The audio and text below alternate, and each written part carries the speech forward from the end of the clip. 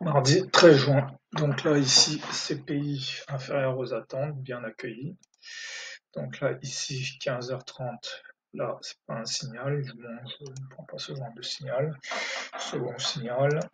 Là, je prends un signal de vente, mais c'est une erreur parce que là, on a un catalyseur positif. On est sur un support, donc ça, il ne fallait pas prendre ce signal de vente. Par contre, ici, je signale d'achat, retracement de plus de 30%, la target est ici.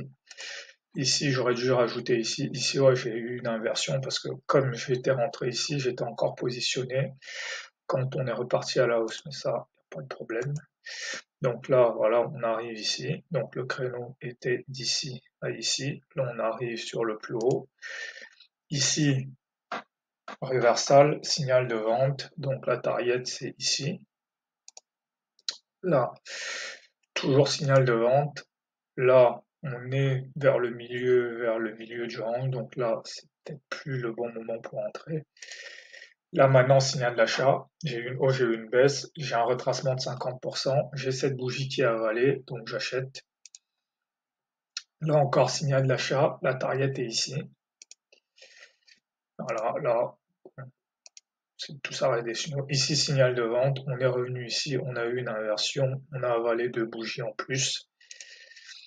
Là, on va considérer que c'est du bruit. C'est du bruit. Signal de vente encore. Voilà. Maintenant, la target, c'est au moins ici, voire un retour ici, sur le plus bas du jour. Donc voilà la première target.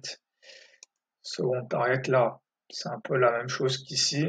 On avale une bougie rouge. On vient s'arrêter sur un ancien support, donc on achète. Donc voilà, et là on revient. Donc la journée est assez simple. Et assez simple si mes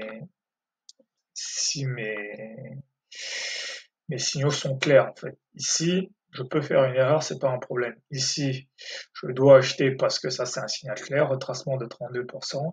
Ici, pareil, je dois vendre parce que c'est un signal clair. Quand j'ai une baisse et j'ai une hausse, le plus probable, 60% du temps, on repart à la baisse.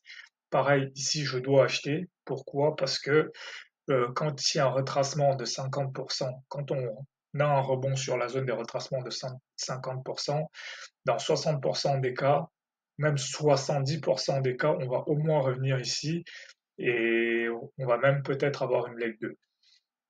Et donc de la même façon, quand j'ai ce reversal ici, je dois vendre parce que j'ai eu une hausse, j'ai eu une baisse. Dans 60% des cas, ça finit à la baisse. Donc c'est pour ça que je dois prendre ce signal. Et quand je reviens ici, c'est ce que j'appelle des signaux de bon sens. On arrive sur un support, on a un avalement, donc le bon sens veut qu'on reparte à la hausse. Donc voilà, ici aussi ça peut c'est un signal de bon sens aussi. On arrive sur une ancienne résistance, on a une bougie rouge qui en avale deux. Ici, pareil, on a une bougie rouge qui en avale deux. C'est un signal de bon sens pour vendre. Donc voilà. Et donc les seules, bon, j'étais pas devant mes écrans, mais les seules erreurs que j'aurais pu faire ici, c'est de passer en mode évaluation, donc commencer à me demander est-ce que c'est une bonne idée ou pas, mais en fait, faut vraiment que je bascule dans un mode où je n'évalue plus, je trade. En fait, j'ai un signal, je rentre, j'ai un signal, je rentre. Ici, j'ai réussi à le faire. Ici aussi, à partir d'ici, j'ai commencé à me poser des questions parce que j'étais plus en mode est-ce que ça va marcher? Est-ce que je vais pas perdre tous les gains que j'ai faits? Et ça, c'est pas la bonne philosophie. La bonne philosophie, c'est vraiment, j'ai un signal, je connais le signal, je rentre, je connais le signal, je rentre, je connais le signal, je rentre. Voilà.